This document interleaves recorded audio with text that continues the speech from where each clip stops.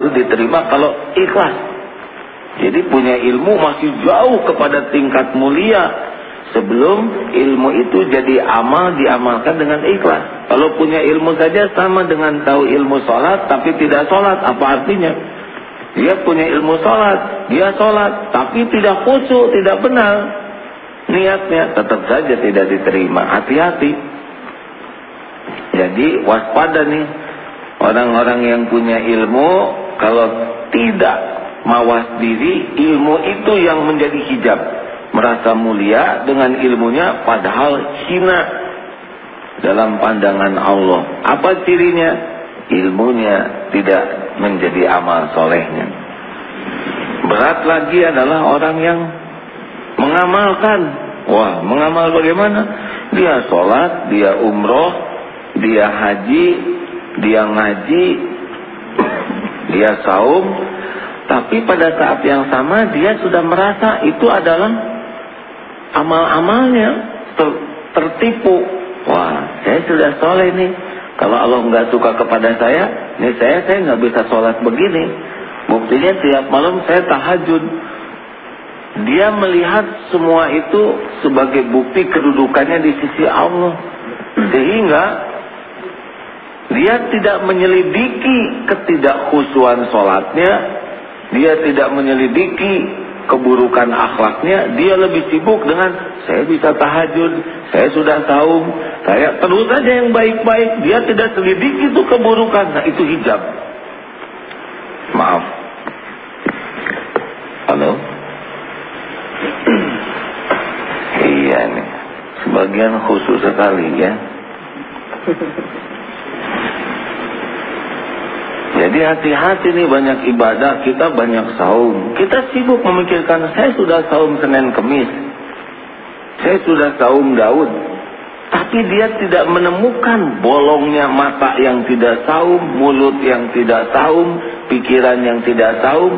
Nah, orang yang lebih fokus melihat kebaikan, kelebihan yang dia lakukan, tapi tidak melihat tembus kekurangannya, itu terhijab dengan amalnya. Yang lebih bahaya lagi adalah penceramah. Kalau penceramah ini bisa terhijab luar biasa. Mengapa? Apalagi yang ceramahnya bagus. Karena orang lain terpesona.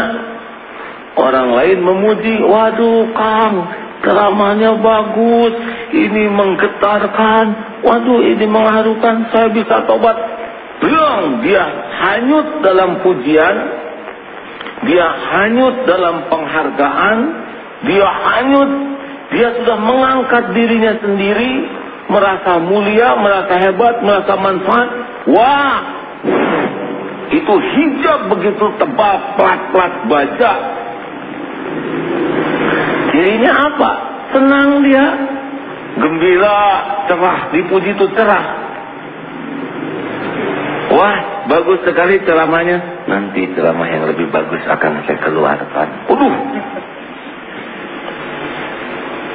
Padahal Allah tahu persis siapa dia. Apakah yang diceramahkan itu cocok dengan kelakuannya? Apakah niatnya ceramah ini benar lillahi ta'ala? Allah tahu lipatan hati yang paling dalam.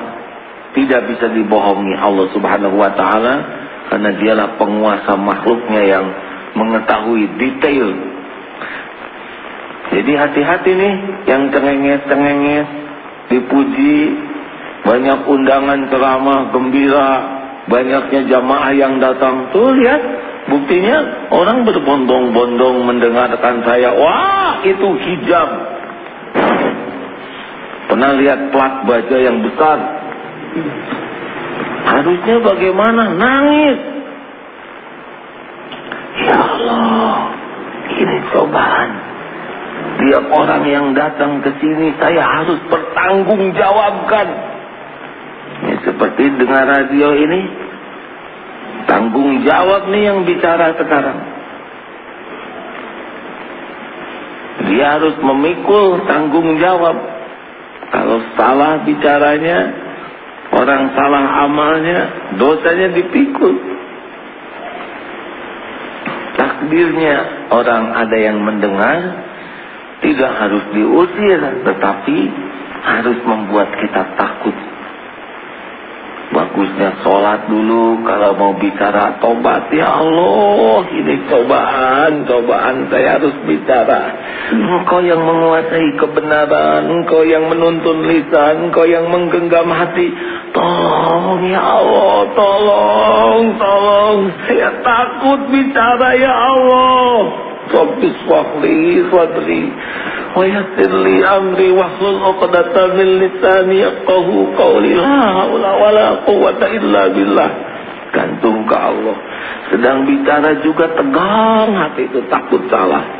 Ketika dipuji itu berguncang malu karena tahu apa yang mau dipuji pada diri kita. Orang muji itu kan cuma satu sebab, karena Allah menutupi aib, kebusukan, kehinaan, kenistaan kita. Beres ceramah harusnya tobat. Ampun ya Allah, setiap kata yang berlebih, yang salah. Nangis harusnya, takut. Seharusnya begitu.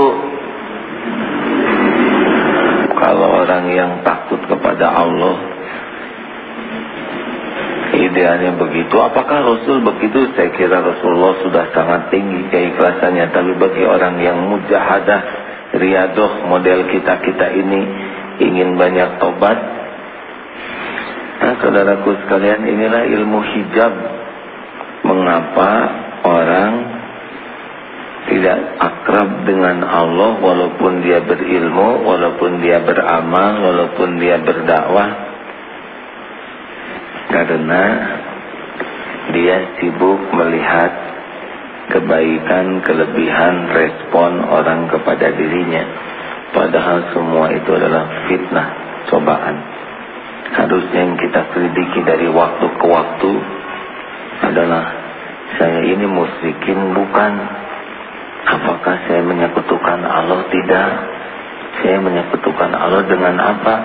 Kemarin dapat pelajaran yang disebut syirik itu adalah menjadikan sebab yang bukan sebab.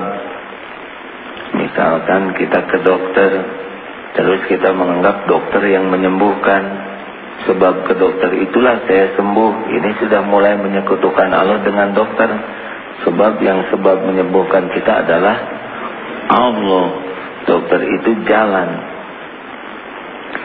Dengan kedatangan dialah urusan kita jadi beres. Dengan sebab dialah tidak boleh. Sebabnya itu hanya Allah. Allah yang menggerakkan dia, kita dapat jalan keluar. Dengan sebab guru ini saya sekarang bisa pandai. Ini salah. Karena Allah yang menyebabkan kita jadi pandai. Allah menggerakkan guru, guru mengajari kita, kita dipandaikan oleh Allah. Nah, yang harus kita pikirkan tiap hari saya itu, ya Allah, menyekutukan Engkau dengan siapa? Kenapa hati saya bergantung kepada makhluk-Mu? Kenapa jadi bergantung takut lepas? Apakah kita tidak boleh bergantung kepada sesuatu? Boleh, sesuatu yang membuat kita dekat dengan Allah, jalan, ya itu boleh. Misalkan, tapi tidak boleh jadi penggantungan penuh. Kalau gantung penuhnya kepada Allah. Misalkan ditakdirkan punya guru, gurunya ini bisa membimbing dia mengenal Allah, mencintai Allah. Nah, kita dekat dengan guru ini baik. Kita berharap selalu dekat dengan guru ini baik. Karena guru ini mengantarkan kepada bulatnya gantung kita kepada Allah. Karena kalau kita nggak dapat jalan kenal ke Allah, mau pegang ke siapa?